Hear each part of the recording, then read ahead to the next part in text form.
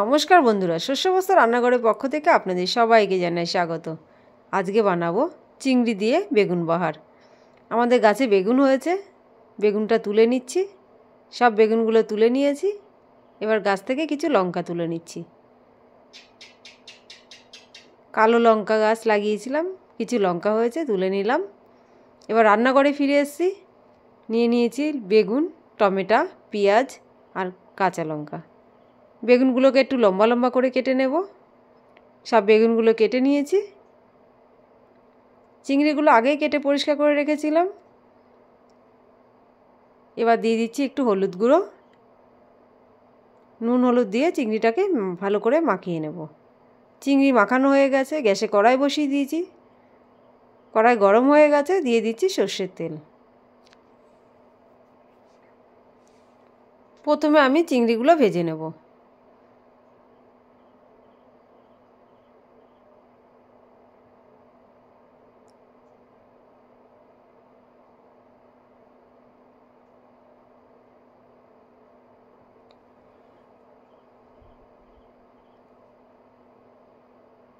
চিংড়িগুলোকে হালকা উল্টে পাল্টে ভেজে নিলে হয়ে যায়, খুব বেশি ভাজার দরকার হয় না।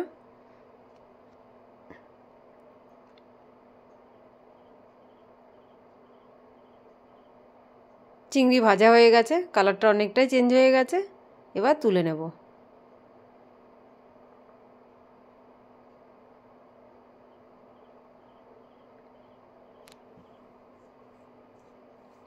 ওই চিংড়ি ভাজা তেলের মধ্যে এবার ভেজে নেব বেগুনগুলো।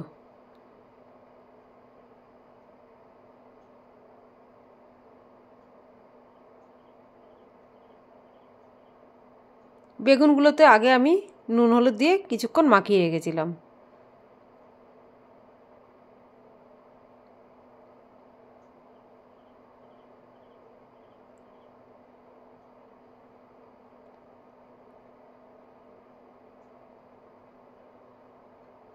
বেগুনগুলো ভাজা হয়ে গেছে,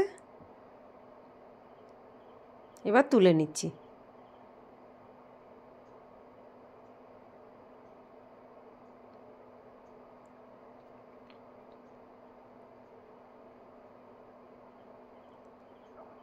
এবার মিক্সিতে পেস্ট করে নেব। টমেটো, কয়েক কোয়া রসুন দেব, একটু আদা দেব,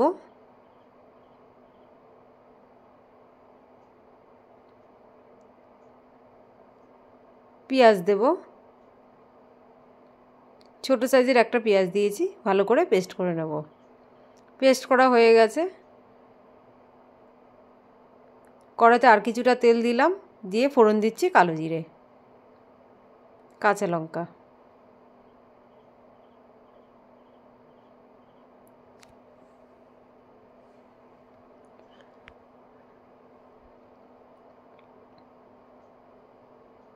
খুব ভালোভাবে ফোড়নটা হয়ে গেছে। এবার পেস্ট করে রেখেছিলাম টমেটো, আদা, রসুন, ওটা দিয়ে দিচ্ছি।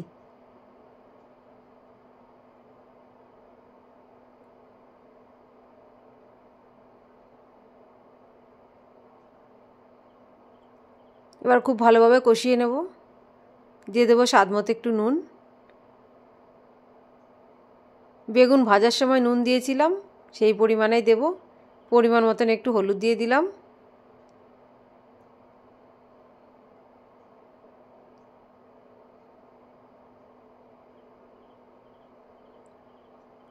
এবার দিয়ে দেবো কিছুটা লাল লঙ্কার গুঁড়ো।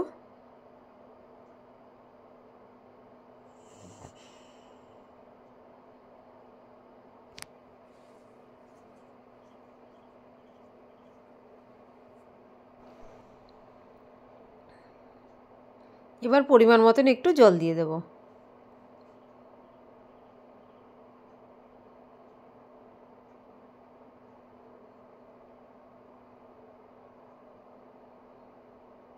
ঝোল ভালোভাবে ফুটে গেছে, এবার দিয়ে দেবো ভেজে রাখা চিংড়ি মাছগুলো।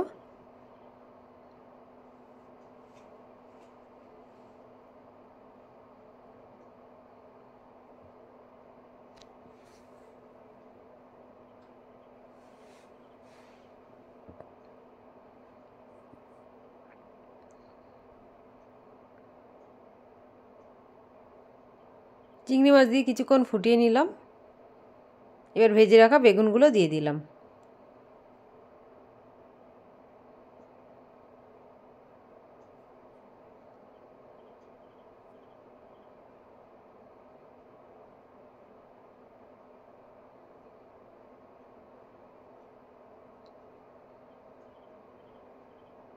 দিয়ে 5 মিনিটের জন্য ঢাকা দিয়ে রাখছি।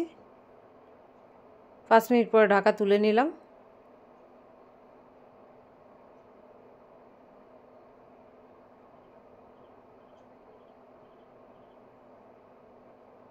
রেডি হয়ে গেছে চিংড়ি বেগুন বাহার, প্লেটে তুলে নিচ্ছি।